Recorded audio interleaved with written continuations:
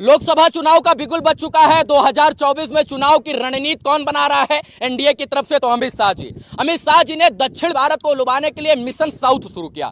दक्षिण मिशन से तमाम बड़े बड़े जो साउथ के हीरो थे उनको जोड़ा गया और इसके बाद विभिन्न सामाजिक कार्यकर्ताओं को एनडीए में जोड़ा गया, भारतीय जनता पार्टी में जोड़ा गया और एनडीए वहां पर इस तरीके से मजबूत हुआ कि इस दक्षिण मिशन जो था वो 2024 में कामयाब होने वाला है। अमित शाह जी की रणनीति के क्या कहने और उन्होंने साउथ में क्या गजब का झंडा गाड़ा उसकी हम आज बात करने वाले हैं। कुछ पॉइंट आपको बताएंगे कि 2017 में कैसे जो है साउथ के राज्यों को एक साथ जोड़ने का प्रयास किया गया, जिसमें दक्षिण मिशन का खाका तैयार किया गया और आरएसएस को भी पुनर्गठित करके वहां पर एक नया मजबूत रूप देने का प्रयास किया गया है। आपको पता है कि केरल में 26% मुस्लिम वोटर है और 18% ईसाई, और इन 18 और 26% जो वोटर हैं ईसाई 18 और मुस्लिम 24, यही लोग तय करते हैं कि राजनीति किसकी होगी और सत्ता किसकी बदलेगी। और यही कारण है कि भाजपा के साथ ईसाई मतदाता नहीं थे, इसलिए अमित शाह जी ने सबसे बड़ा गेम तब खेला जब केरल में साइरो मालाबार चर्च जो लगातार जिसका मामला उलझा था इसको निपटा दिया। और यही कारण है कि जो ईसाई मतदाता थे वो भी भारतीय जनता पार्टी के साथ हो गए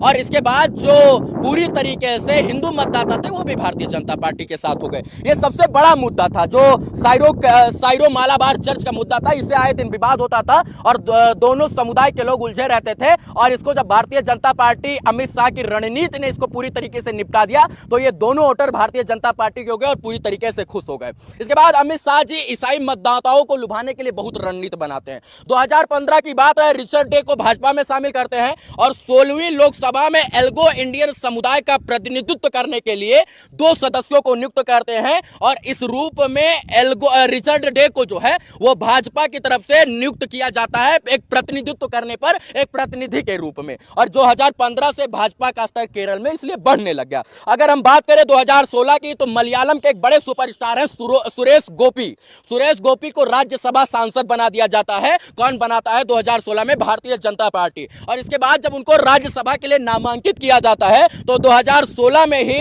सुरेश गोपी को जो है कहीं ना कहीं भारतीय जनता पार्टी अपने पार्टी में शामिल कर लेती है और सुरेश गोपी के जो समर्थक थे वो भारतीय जनता पार्टी में शामिल हो जाते हैं और उनका पूरा फायदा जो है भारतीय जनता पार्टी को पूरी तरीके से मिलता है। अब 2017 की अगर हम बात करें तो नौकरशाह से नेता बने केजे अल्फोर्स केंद्रीय मंत्री बनने वाले केरल के पहले भाजपा नेता बन गए।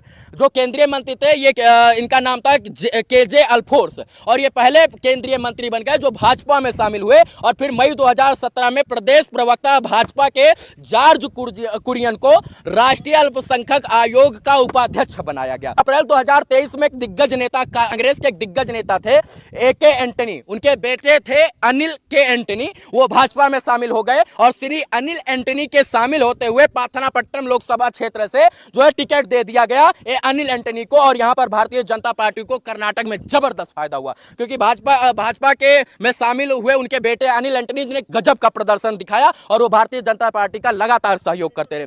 फरवरी 2024 की बात है, केरल के PC जॉर्ज लोकसभा चुनाव से पहली पार्टी का भाजपा में विलय कर देते हैं। ये साल 2024 जो चल रहा है इसी के फरवरी महीने में PC जॉर्ज हैं। लोकसभा चुनाव से ठीक पहले PC जॉर्ज अपनी पार्टी का विलय भाजपा में करते हैं और PC जॉर्ज के विलय होने से भारतीय जनता पार्टी को सीधा फायदा होता है और PC जॉर्ज के जो समर्थक होते हैं वो भारतीय जनता पार्टी में सम्मिलित हो जाते हैं। लोकसभा के साथ साथ विधानसभा चुनाव में भी पार्टी को बढ़त मिलने लगी और केरल में भारतीय जनता पार्टी पूरी तरीके से मजबूत होने लगी और इसमें सबसे बड़ा किसी का योगदान रहा तो वो अमित शाह का था कि सोचिए कि सुरेश गोपी को जोड़ा, इसके बाद फिर रिचर्ड डे को भाजपा में शामिल किया, जॉर्ज कुरियन को राष्ट्रीय अल्पसंख्यक का जो है प्रदेश प्रवक्ता बनाया गया और इसके बाद इनके प्रदेश प्रवक्ता बनने के साथ ही पूरी तरीके से जो अल्पसंख्यक वोटर थे वो भारतीय जनता पार्टी के हो गए और इससे पूरी तरीके से विधानसभा और लोकसभा में भारतीय जनता पार्टी को सीधे तौर पर बात करें। अब हम बात करते हैं तेलंगाना में 2018 में विधानसभा का चुनाव था और भारतीय जनता पार्टी को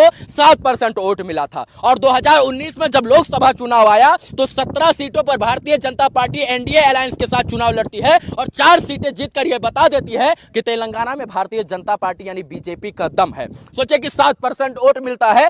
2018 के विधानसभा चुनाव में, और 17 सीटों में 19 में जब चुनाव लड़ती है भारतीय जनता पार्टी तो 4 सीटें हासिल करती है। यह बताता है कि भारतीय जनता पार्टी ने गजब की गोटी खेली थी और अमित शाह जी की रणनीति 2019 के लोकसभा में काम आ गई। दिसंबर 2023 में तेलंगाना में विधानसभा चुनाव होता है और भारतीय जनता पार्टी का वोट परसेंट होता है 14%, यानी जो 2018 विधानसभा में 7% वोट था वो बढ़कर सीधे सीधे 14% हो जाता है और 8 सीटें भारतीय जनता पार्टी जीतती है और वहां पर तय हो जाता है कि तेलंगाना में भारतीय जनता पार्टी अपना दम दिखा रही है। 7 से 14% वोट शेयर हो जाता है। दिसंबर 2023 में विधानसभा चुनाव में नतीजे जब आते हैं तो यह पूरी तरीके से तय हो जाता है कि भारतीय जनता पार्टी 14% वोट प्राप्त करती है। लोकसभा चुनाव के लिए अमित शाह राज्य के उम्मीदवारों की शीघ्र घोषणा करते हैं और रणनीति बनाते हैं और प्रधानमंत्री मोदी की स्वच्छ छवि और जन कल्याणकारी योजनाओं को हर घर तक पहुंचाते हैं। और तेलंगाना में जब हर घर तक जन कल्याणकारी योजनाएं भारतीय जनता पार्टी की पहुंचती है तो इससे प्रचार में काफी रुचि लोग दिखाते हैं और भारतीय जनता पार्टी जो है यहां पर मजबूत हो जाती है। बीआरएस का कमजोर होना बीजेपी के लिए फायदा था। जो तेलंगाना की एक लोकल पार्टी है, राजकीय पार्टी है बीआरएस, और बीआरएस जब यहां से टूटती है, मतलब वहां के समीकरण जब बदलते हैं तो भारतीय जनता पार्टी के लिए फायदेमंद होते हैं। अब तमिलनाडु की बात करते हैं। साउथ का सबसे बड़ा राज्य तमिलनाडु, श्री अमित शाह जी के राज्य में द्रामुक अनंतरामुक विरोधी मतदाताओं को साधने के लिए गठबंधन शुरू हुआ।